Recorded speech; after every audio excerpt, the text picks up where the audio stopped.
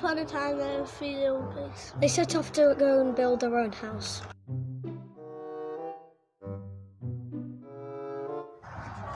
First little pig built a house of straw, the second made it from sticks, and the third constructed a sturdy house of bricks.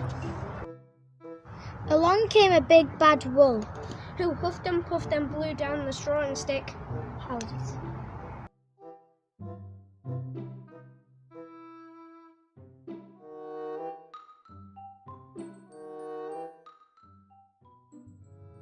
But the clever third pig's brick house stood strong, and he outsmarted the wolf, saving himself and his brothers.